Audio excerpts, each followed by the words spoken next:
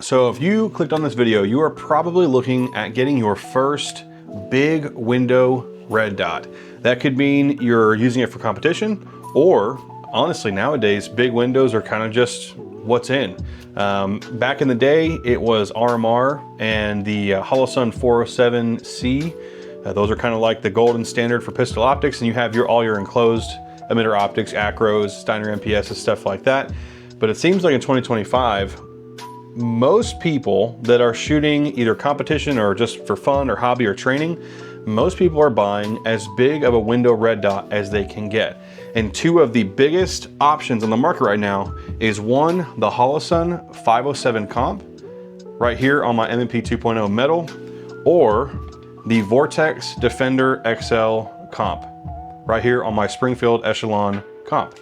These two optics are very similar in a lot of ways, but very different in a few very important ways. And depending on what your use case is, one may work out better for you than the other. We're gonna talk about the pros and cons, the differences between the two, and then at the very end, I'm just gonna give you my opinion on which one is better or a better fit for me, and maybe that'll help you out. So let's get into the video of the Holosun 507 comp and the Vortex Defender XL. All right, gentlemen, we made it.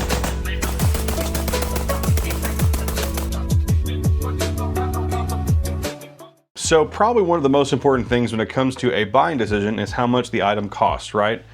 Kind of makes sense. The Vortex Defender XL had an MSRP, so not what it actually cost street price, but its original MSRP was $599. That is a lot. You're pushing close to aimpoint acro prices with that MSRP, but thankfully that is not what it cost. On street price, what I'm seeing, doing some basic research on Amazon and Optics Planet, things like that, these are going for about $399. And even the green reticle version is also going for $399. There's not a cost difference between the red and the green, which is rare. Now, when it comes to the Holosun 507 comp, these are going for, in the red version, about $359-ish, around there. But for the green version, they're $399. So yes, the red version is less expensive than the Vortex Defender XL, but in the green, they're identical in price. Now, I would always highly recommend you guys do some research and go to places that I can't say, but I will say go to TWACSWAP.blank and do your own research and try and find these things on the aftermarket, because I'm a big proponent of buying things pre-owned and rehoming them to yourself instead of buying them new, because a lot of times, unless you're somebody who just absolutely beats the hell out of your optics, buying them pre-owned is a great way to save money, and you are oftentimes buying something that is in like new condition. A lot of the people on that place that I just told you are great, honest people, and are not shysters, and it's a good place you can go that you can trust to get some crazy good deals on some tactical equipment that we like to spend our time looking at. So I know it's kind of a cryptic way to say it, but unfortunately with YouTube's gay guidelines, do some research and find the best deals you possibly can. But let's get into the first one, which I think is going to be the Holosun 507 comp. So the Holosun 507 comp uses the Trijicon RMR footprint. So any pistol that has the RMR cut footprint, this optic will fit. And what we're going to talk about with the difference between the Vortex Defender XL and this one, and the way that they are designed, is that the Holosun 507 comp has a flat front. You see how there's no overhanging kind of like overbite look, versus something like an SRO, or in this case the Vortex Defender XL has that kind of jutted out front portion there on the front that hangs over the top of the slide. I've never seen any problems with this as far as the optic cut being too deep to where there's not enough room. This hood starts to hit the slide and you can't get it to mount flat. However, in some guns and some different optics, kind of like this Vector Optics Frenzy right here, you can see there's a pretty large gap in between the slide and the optic right there. And that is because the slide cut itself is not super duper deep, and the optic has this raised extended hood on the front. This can be an issue for some pistols, and it's very rare that it is on a striker fired gun that it causes an issue, but especially on your 2011s, there's not much room. There's not much room from the optic to the breech face, And the optics tend to sit a little bit higher as well on some of them, and it causes the casings to be ejected out of the barrel. They hit the glass, they go back in and cause a malfunction. That can happen sometimes with 2011s and pistols similar to that. In regards to striker fired guns, depending on how your gun is cut, like this one here, the M&P, you can see there's a good bit of space between the optic and the chamber. However, with this Springfield Echelon, there is nearly no room at all.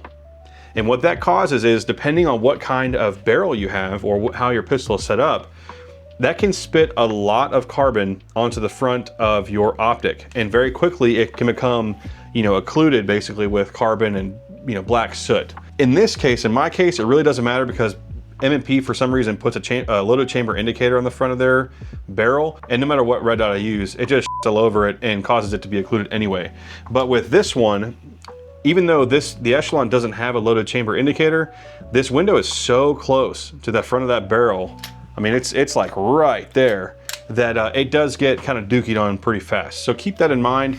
And just take a look at whatever pistol you are buying these optics for and see if how much room there is between the cut and the chamber, and that'll kind of help dictate whether or not an SRO style optic, and what I mean by that is the ones that have that kind of jutted out hood, if those are going to be the best fit for you, or if you would benefit more from having a flush optic housing on the front like the Holosun 507 comp. So that's kind of like my initial thoughts on the two compared. That's a very obvious thing that I've noticed that has caused some difficulties in the past. Not the end of the world, but just keep it in mind. All right, guys, quick interjection here. This is Editing Ben. I am currently working on this video right now, trying to get it all prepped up before it's supposed to go live this weekend. But I wanted to talk about what comes in the box with each of these red dots. To make this really quick and easy, the Holosun comes with the red dot, a battery, Holosun's little proprietary adjustment tool, mounting screws, and a cleaning cloth. That's it, and like your warranty card and stuff like that. Now, I'm just gonna throw up a picture of what the Vortex comes with. They have a whole little graphic that shows everything in the box and then labels it on the side. Super nice and convenient. And I gotta admit, the Vortex comes with that Picatinny mount and a few other things that maybe adds a little bit of value. So just something to think about. The Holosun 507 comp uses a multi-reticle system, unlike the Vortex Defender XL, which uses a single traditional red dot. No multi-reticle or anything, just a simple dot. That can be a pro and a con depending on who you are. I personally, even though I don't use them all the time, I do like having the option of having multi-reticle. I'll put up a little diagram right here that shows all the different reticles you can use with this pistol, but it's a 2 MOA dot in the center with an optional 8 or 20 or 32 MOA open circle around that dot. There's variations of all of them in between. The amount of types of reticles you can cycle through on this gun is pretty significant, and so you can sit there for a good 5 minutes and just cycle through all of them and see the difference between each of them, see which one works for you. I personally like the center dot with the second largest circle around the outside. Not the closest one, not the furthest one where it's really big and fills up most of the window, but the second one right in the middle. It seems to be a good, kind of like a bullseye reticle for me. I still have a lot of window there to use to kind of look at the target, but I also have a very obvious and clear reticle circle I can place on the target, pull the shot, and get a good solid hit on target. The multi-reticle system does chew through some battery. However, in this case, the Vortex Defender XL has a little bit less battery life. So for the Vortex Defender XL, regardless of the fact it has just a dot reticle and no multi-reticle, gets about 25 hours of battery life to a single CR2032 battery, which is top mounted right here inside of the optic, and you do not have to remove your dot to replace your battery. In comparison to the 507 comp, which uses a 1632 battery, so a smaller battery, but on level, I believe it's level 6, so not on the full brightness level, but on brightness level 6, they claim this gets 50,000 hours of battery life, which kind of tends to be the industry standard. Now, how that is judged is different between company. Some do not last that long, I'll be honest with you, and some I haven't replaced in years. But a good habit to have is just replace the batteries on your optics that you are going to depend on, whether it's self-defense guns or competition guns, stuff like that. Replace them once every year on your birthday or on Christmas or some other day you can set to do them all, and just get them all done at one time and call it a day. That way you won't really have to worry about Like, oh, am I at 46,999 hours? Or, you know, don't worry about all that. Replace them once a year and just call it good. Now, if you do leave your pistols on, you leave the reticles on while they sit on your, you know, your wall or whatever it is, just keep an eye on that, because even though Shake Awake is a good technology, like my wall here, when I sit down and move my desk, it shifts the wall, turns on the red dots, and they'll die way faster. So unless you put them in lockout mode or you turn them off, you may drain the batteries a lot faster than you think. Just keep in mind, you know, be mindful of where your red dots are, if they're on or off, if they're locked or unlocked, and you should be okay. But either way, in the best conditions possible, 25,000 hours of battery life versus 50,000 hours of battery life. The Vortex Defender XL uses a 5 MOA dot. This one right here, you can tell the difference because on the side of the dot, it'll say either 5 MOA, or they also have a 8 MOA option, red dot. I prefer the 5. It is honestly, because these dots get so stinking bright, feels like it could be a little bit bigger than what it is, but the 5 MOA to me is totally fine. So the Holosun 507C comes with 8 daylight settings and 2 settings. The Vortex Defender XL comes with 10 daylight settings and 2 settings. I am not wealthy enough or well versed enough to have shot with yet, but from what I've heard from guys that do, the Vortex Defender XL performs very well under, I can't even say that word, I'll have to bleep it out. It performs very well with dark time vision devices, whatever, you know what I mean. But comment below if you shoot with nods and you've had experience with both of these options. Tell everybody in the comments which one you think performed better. Quickly to tell you the differences between the battery mounting options on both of these, the Holosun 507C uses a tray right here on the side with its smaller 1632 battery, so you do not have to take the red dot off and lose your 0 when you change your battery. However, I have heard that, you know, with high round count competitive shooters, this screw that holds in the battery tray right there can back out and your battery pops out and then your dot goes down. So people have said just make sure you crank it down nice and tight and put some thread locker on it. Otherwise you may lose that screw and then you're kind of, you know, SOL honestly. If you're in the middle of, you know, running a stage with it, your tray pops out, well, there you go. Now in comparison, the Vortex Defender XL has a very robust system, but it does come at the cost of some increased thickness. You can see how chunky, how thick the base of this red dot is. It is huge. On this pistol, which the Echelon has an incredibly deep optic cut already, you can tell just how deep they cut into that slide. And it does have taller than average sights here. Not quite suppressor high, but you know, co-witnessing sights for sure with most of the red dots. These iron sights do, I mean, it's like a lower 1/16 co-witness on the back. You can tell it just barely sticks underneath those iron sights, but really it's not a usable iron sight setup with this dot on this pistol. And most pistols that don't have incredibly tall iron sights installed, the Vortex Defender XL is just super thick. It is what it is, but that may lend to some of its incredible durability, and that is one of the biggest deciding factors when it comes to these two optics we'll talk about in a minute. So whether or not that's what you're looking for, could be a massive con you want to co-witness, or it could be something you're okay with compromising on. The Vortex Defender XL uses a magnetic and button, you know, top mounted latch system to change your battery. What you do is, there's a button here on the side, right there. This button is locked right now. You push in this silver detent right on top with your finger or a tool, whatever you want, push it in, you push that button in, and the top hatch opens up right here. You see that? Now this top hatch has a magnet in it that holds your battery, and you just pop that battery off, take it out, put a new one in, close it. Right here, you push it down and push in that button, and it's locked. It's a very cool system. I like it a lot, and I haven't heard anything bad about it as far as it being durable or reliable. However, there's a lot of moving parts there. And although it is convenient, it's a lot of components, and usually speaking, the more complicated something is, the more over-engineered it is, the more problems it will have. So whether or not that's something that kind of worries you or not, I haven't seen any problems with it so far. It works really well.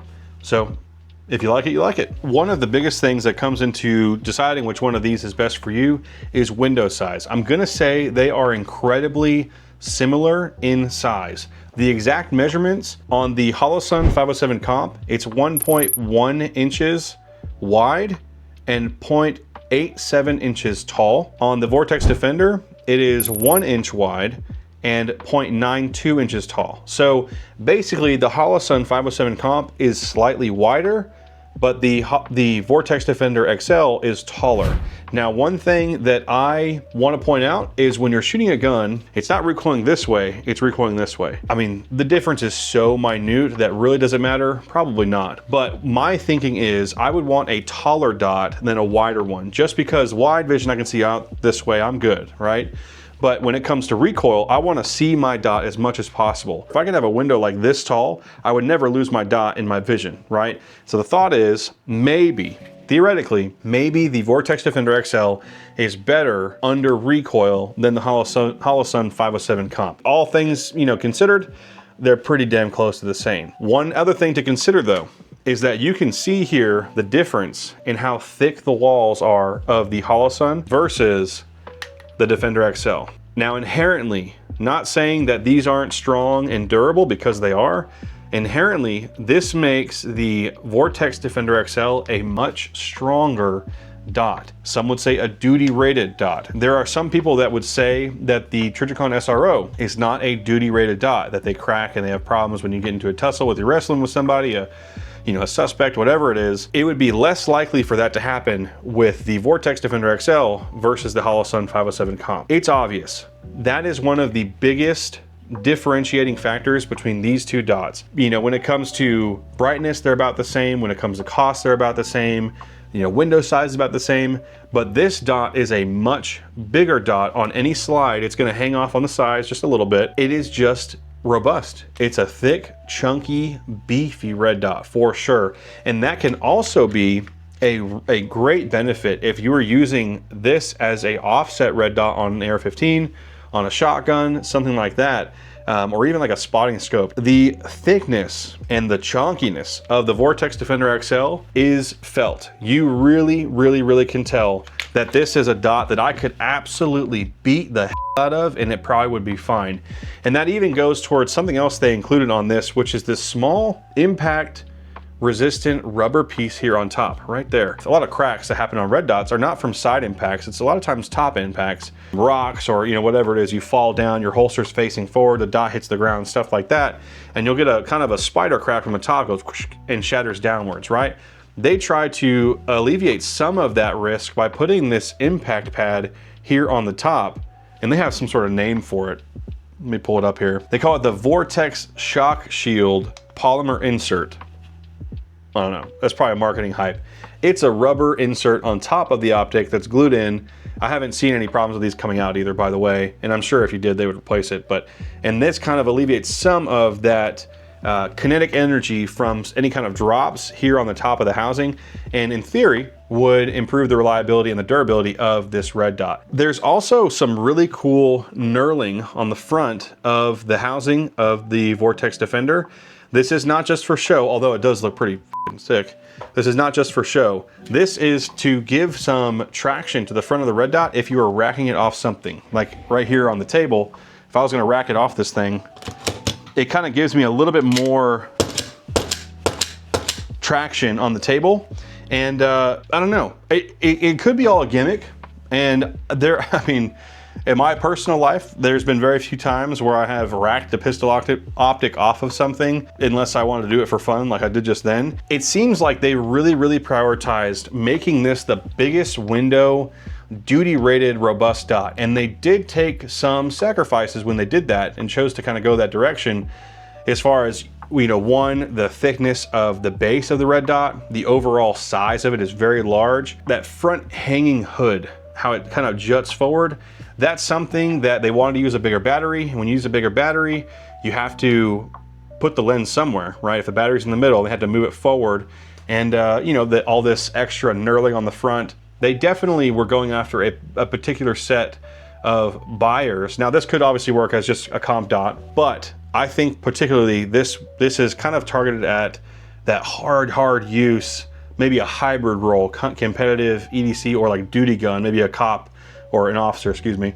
An officer, you know, runs competition as well with his duty gun to kind of keep his skills sharp and everything like that. I wish more cops would do that, but he wants to have, you know, an optic that is genuinely duty rated and strong. This is probably the way to go. Not saying you couldn't do it with the Holosun, but this is more likely to break versus that one. So one thing I wanted to mention, and I forgot to mention while filming the video, is there is one issue, one glaring design flaw in my opinion, that the Holosun 507 comp has that the Vortex Defender does not have, that pretty much, in my opinion, eliminates this from being like a true hard use duty style optic. And that is, it's going to be very hard to show on camera, but if you guys have heard before from other people, the glass of the Holosun 507 comp protrudes just a little bit from the front of the housing. I don't know if you can see that. I'm trying to get the best shot of it I can. The glass is not flush. There you go, right there.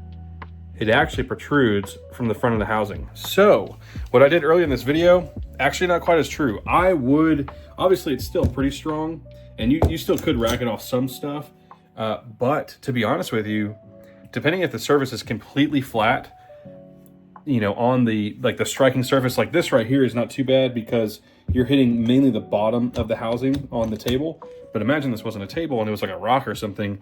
That glass is going to be the first thing that contacts that table or that rock, and it's going to shatter it. I've seen it happen to other people and content creators. And while the dot is tough, obviously it's Holosun quality, that is not something that makes me feel super duper duper confident in making this like an absolute brutal, you know, duty style dot. Although again, you can do whatever you want, but in comparison to the Vortex Defender XL, obviously the glass is protected by those huge wings on the sides, on both sides and the top, and all that knurling and everything. This is just, again, seems like it was designed to be more dedicated towards like brutal hard use versus just competition. And there is no contact with the glass on the table here. So something I thought I'd mention real quick, forgot to mention it during the filming of the video, something to keep in mind depending on what your use case is going to be with these two different dots. I want to mention one thing that not many people consider when they buy a red dot, and that is Vortex has an insane warranty. It's basically no questions asked. I mean, you could literally send them a video of you running over this optic with your car and destroying it, although it probably would make it, actually. I should do that. But you could send them a video of you boiling it in water, putting it, you know, lighting with a blowtorch, and say, hey, my dot broke, can I have a new one? And they'll just send you a new one. Their warranty is legendary in the firearms industry, and for good reason. It's pretty absurd the things that they will, you know, look past and just replace your item. It's really incredible. So that is something that, of course, Holosun takes care of their customers as well. But that no questions asked warranty, again, maybe for someone who is using these in a really, really harsh environment every single day for work, right? That is a big factor to think about when purchasing both of these red dots. And again, cost, they're very similar. There's not much of a difference there, but this one will get replaced like that, no questions asked. So that's pretty valuable to know. Now, one thing I wanted to talk about is the weight difference. That robustness does come at a cost of weight. These are probably closer in weight than some red dots, but I wanted to talk about it anyway. I think it's an important thing to think about. There are some red dots that are incredibly heavy. A lot of them are the enclosed emitter acros, lead and steel, like this one right here. The lead and steel PB3 V2, these are heavy red dots. There's a lot of metal there, a lot of housings. My Meprolite MPO Pro right here, the Pro F, is also a large, heavy red dot. These red dots weigh a lot, and the difference between the two of these we're talking about today, the Holosun is 1.7 ounces. Now, the Vortex Defender is 1.93 ounces, so almost 2 ounces riding on the top rear section of your slide. And if you just think about physics, when this goes back, all that weight on the back, you hit that stop, right? You hit that stop at the back of the action of the slide, and then that's where you get your recoil. The more weight you add back here, the more it will affect your recoil. Now, is it insane? No. But there are some people that maybe have incredibly expensive balanced 2011s that were made to run with red dots. They're optic cut, but you throw a massive heavy red dot on there, and I have seen guys kind of get disappointed when they throw an acro or something similar to it. And I'll put up the weight of the acro. I wonder how similar it is between this one, the Vortex, and an acro. But they put an acro on it, and all of a sudden they're like, man, it's kind of recoiling more than I expected. Is it recoiling as much as a non-comp pistol or a standard like Glock 19? No.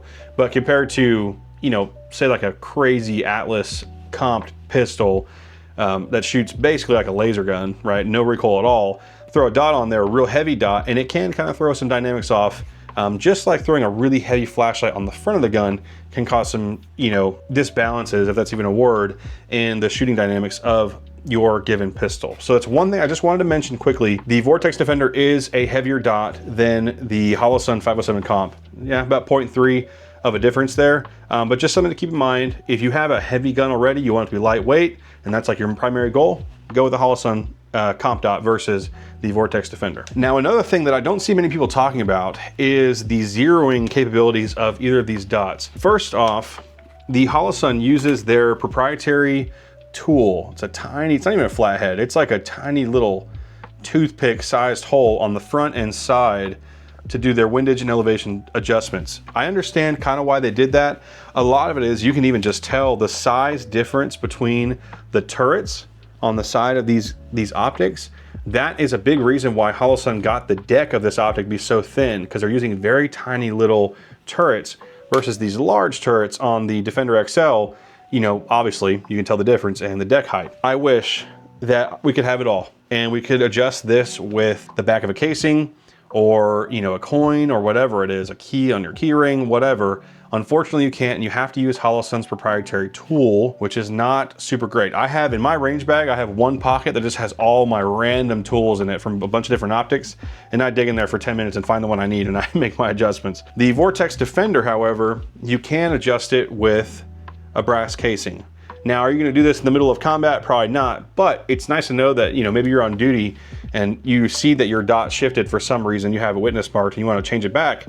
You don't have to go home and get a tool or whatever if you don't have it. Just a little brass casing, take a bullet out of your magazine, turn it, good to go. So very convenient, but does come at a cost of the height there in the deck. Now, the adjustments, the total adjustments, and this is something that people don't think about very often. The total adjustments of the Holosun 507 comp in elevation and windage is 30 MOA. Okay, so 30 MOA is how far you can adjust it up and down and side to side. In comparison to the Vortex Defender XL, it's 115 MOA in windage and up to 120 MOA in elevation.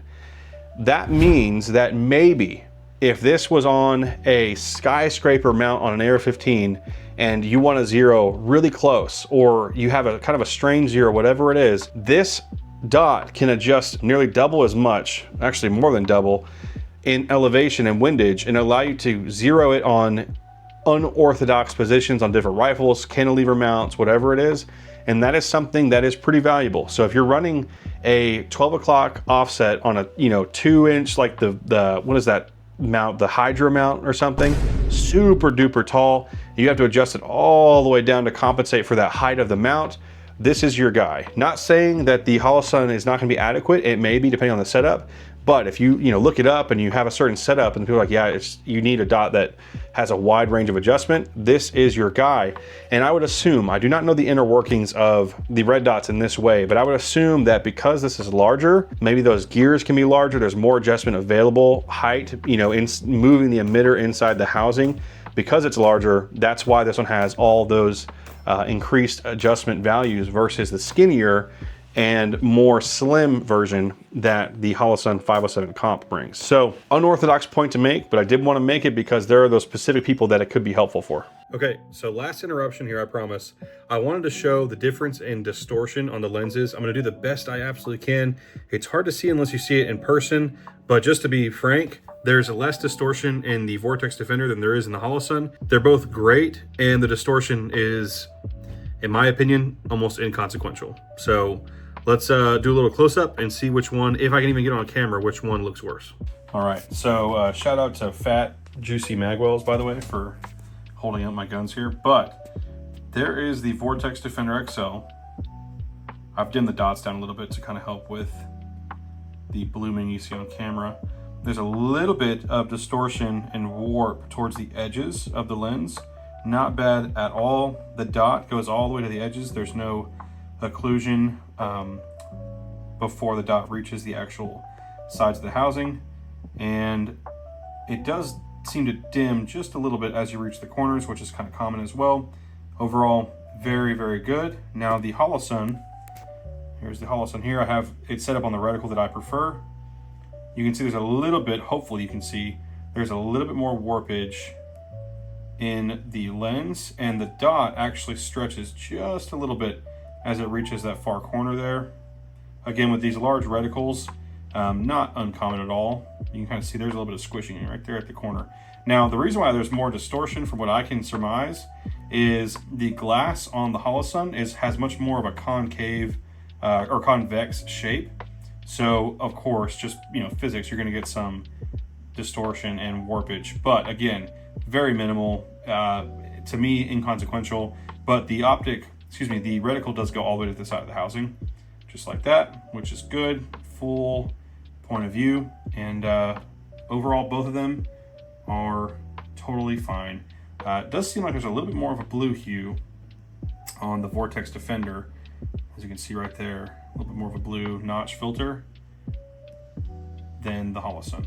So something to consider. Okay, so like I said before, the Holosun uses the RMR footprint. That is the most common footprint, and it's the best footprint in my opinion, right? And it kind of seems like basically the industry standard. However, because of some of the limitations of the RMR footprint and where the screws go, that cannot change, right? The screws can only go in one spot no matter how you make the optic. And sometimes to use a larger battery or to get it down low, or mount the optic forward and backwards, depending on what the company wants to achieve in the feature set of their red dot, they have to use a different footprint. And unfortunately, I do say unfortunately because unless you run a 320, I think uses the DPP footprint, or you happen to have a DPP cut, Glock or something, or a multi footprint like this Echelon, most guns are cut RMR. And the Vortex Defender XL uses the Delta Point Pro footprint. And what that means is the majority of guys who are looking to put a comp dot on their pistol, have an RMR cut, will need an adapter plate that goes from RMR to DPP,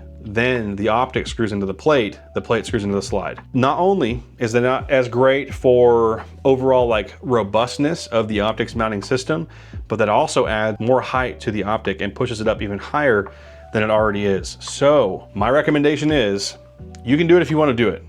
I'm not gonna hate on it, do what you gotta do.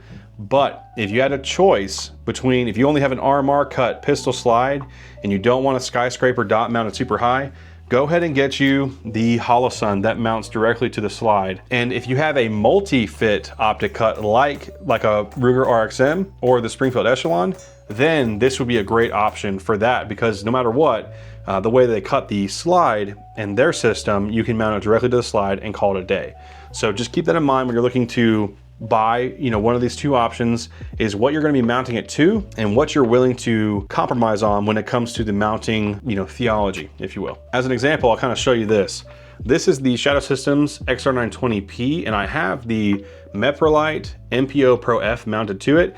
You can see that I have some skyscraper sights from Meprolite actually mounted to this pistol. Huge, very tall iron sights, and they still just barely co-witness with the housing of this pistol, because this uses a proprietary footprint. We'll say, for example, DPP, and I have to put another adapter plate that brings this RMR cut slide to, or multi-fit, but we'll say RMR cut slide to mount the plate to the slide, and then the dot mounts to the plate. And now look how tall that red dot is on the slide. This is what you can expect if you're gonna mount the Vortex Defender XL onto an RMR cut pistol. So both of these pistol optics are made out of 7075 T6 aluminum, which is a very high grade common aluminum in pistol optics.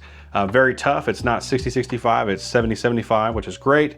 The Holosun advertises this at an IP67 water rating. I can't find anything about the Vortex Defender on its water rating. However, I would assume that maybe it's a little bit more, just a little bit more susceptible to water because of the large tray here on the top. Now it does have kind of a gasket inside of there to protect it from that, but I could see that this may be a little bit more to susceptible water damage versus the Holosun, which obviously has just that little tray on the side that has a gasket as well. So if anything, I would say it's equal, IP67 water rated, but there's a small difference there. So my recommendation is go to a gun store, go to your local LGS, see if you can grab both of these, hold them, feel them, and look through them and see which window style you prefer, whether it's wider or taller. See if you really prioritize the multi-reticle system that's in the Holosun, or are you just gonna run the Holosun with a single dot anyway and not really worry about the multi-reticle? In that case, maybe the Vortex Defender XL would be a better fit for you. All right, so the last thing I wanna talk about that kind of differentiates the 507 Comp versus the Vortex Defender XL is their switchology or their buttonology. On the Vortex Defender XL, you have large buttons that are separated on each side. So your up arrow is on your left side right here, and the down arrow is on the right side. They're huge, they're very, very tactile. You can hear them like crazy. Now, whether or not this was a intentional choice, I think it's a benefit. The up arrow is on the left side right here. And so if you presented this gun, push it out, your dot's not bright enough at all you have to do is pull that support hand thumb up, push the button, look back, and it's as bright as the sun, right? That's kind of, whether or not it was intentional, cool that is on the left side right there. So on the Holosun, it's kind of like a traditional Holosun style. They have the two buttons here on the left side. The front button is the plus, and the back button is the negative. They're very tactile as well. You can hear them. Rubberized, grippy, but they're very small. These are very, very tiny dots. With gloves, I have a feeling it'd be difficult, not impossible, but difficult to figure out which one is which. And although it is on the left side, so you still could go over here and reach this one with your left side thumb, just like that. It just takes a little bit more thought to find it. You can kind of see right there. Again, adequate buttons on both, just a little bit different of a, buttonology style than one another. But because the buttons are on one side combined on the Holosun, it does prevent the thickness that comes with having them on each side like it does with the Defender XL. You can see right there how thick the optic is on both sides compared to the Holosun, which even on a slide like an M&P, which is kind of tapered up towards the top, you can kind of see how it sort of tapers towards the center there. It does not overhang much at all in the base. The hood does a little bit, but the base doesn't at all. Versus on the Vortex, you can see the base is flush with the thicker slide of the echelon. Imagine on the M&P, it would kind of hang over the sides here a little bit, but those buttons hang over quite a bit here on the top, and so does the hood. So again, larger dot, we already went over that, but a lot of that is due to just how they designed this thing to be kind of a rugged, massive duty style big window dot. Now additionally is the shake awake features. Both of these pistol optics have a shake awake or motion activated system on them. The Holosun is kind of typical Holosun. I'm pretty sure they were the first ones to use this style of technology, I believe, back in the Diz A, but it's pretty simple. The shake awake feature, the dot will power off after 10 minutes of non-motion. So it's like sitting on a table, it'll shut off in 10 minutes, which I still think is kind of long. I think shake awake should shut off after like 5 minutes and it would save even more battery, but regardless, 10 minutes, it'll shut off. And if you pick it up, it turns back on, okay? Works every time. I have not heard of this failing, pretty much ever. So if you have, put in the comments below. It's been very reliable for me. Now, with the Holosun, you can disable that by putting it into a lockout mode and it will always stay on. And if you turn off the dot manually, the shake awake feature will still work after it's been sitting for 10 minutes. In comparison to the Vortex Defender, it does have a motion activated system. They don't say anywhere that I could see on Vortex's literature about how long it takes for it to shut off. However, in the comments underneath the product page, Optics Planet said that it shuts off after 10 minutes as well. So take it, at their word, that's what they say. However, the Vortex Defender XL, if you power off this dot manually, the shake awake will not activate. So if it's on and you let it sit, it will turn off, and you pick it up, it'll turn back on. If you just went to a competition and you shot all your rounds, you're done with the competition, you turn it off manually by holding the button, turns it off, okay? Put this in your range bag, even though it's moving around and bouncing around, say something happens on your way home, you need to use your gun for some reason, you grab the gun, pull it out, the dot's not gonna be there, okay? You're gonna have to turn it on manually. Whether it's a pro or a con is up to you and how, your ideology when it comes to how you want your dots to work. But just be aware, that's how the Vortex differs from the Holosun in regards to its motion activated or shake awake technology. Both of these are amazing competition, big window red dots that I would recommend to anybody regardless of price point, because now in 2025, as of today, these are pretty much the same price. And so really what it comes down to for me, my personal recommendation and what I chose for myself after using both of these for a couple years, I personally would go with the Holosun. Reason being is the Holosun fits every role that I want it to, which is basically a hobby / competition dot without some of the downsides or the cons, if you can even call it that, the negative characteristics that may come with the extra durability and the compromises, we'll say, that the Vortex Defender XL suffers from, because it is a very obviously, constructed dot to also fill that duty role. I'm not using these for duty, and so for me, I prefer the lighter weight, smaller housing, multi-reticle system of the Holosun. And so that's my choice between the two in this particular use case. However, there's another dot that maybe would split the difference between the two. And that is this Vector Optics Frenzy Gen 2. This is another budget red dot with a huge window, kind of a mix of both a little bit. It has the tray system from the Holosun, the button system, kind of similar to a Holosun, a big window that is kind of tall, like the Vortex Defender XL, only uses a single dot reticle versus a multi-reticle like the Defender XL. This is a really good option too that I will be doing a full video on. If you guys are curious about this dot, let me know in the comments and I will make this video as soon as I can. I have been very impressed with this red dot from Vector Optics. To be honest with you, more than I was expecting to be. Some of these more budget optics tend not to be very bright. That's kind of their main downside. And this one does not suffer from that. And I am very excited to evaluate this particular red dot. But in regards to the Defender XL and the Holosun, you can't go wrong either way. Honestly, guys, if you can, just go to your local LGS, see if you can hold them, feel them, kind of mess with it a little bit, see which window style you prefer, whether it's the taller one of the Vortex or the wider one of the Holosun. See if you really like that multi-reticle system, if that's something that's important to you, or if you prioritize just that brutal reliability and durability of the Vortex along with that incredible warranty. But with all that being said, gentlemen, thank you so much for joining me today on this really simple comparison between these two awesome red dots. If you guys have any questions for me, or if there's anything I missed about these two red dots, which I'm guaranteed there probably is, there's no way I can hit every single mark, especially when there are so many other opinions out there to pull from. If I miss anything, comment down below. And that goes for anyone who's interested in both of these dots. Please go down in the comments and ask someone some questions and see their perspective down below, and hopefully that'll help your kind of inform your buying decision as well. Just spend your money wisely, do a little bit of research, buy the one that you think fits you best. Anyways, guys, until next time, I appreciate it. Talk less, shoot more. Bye.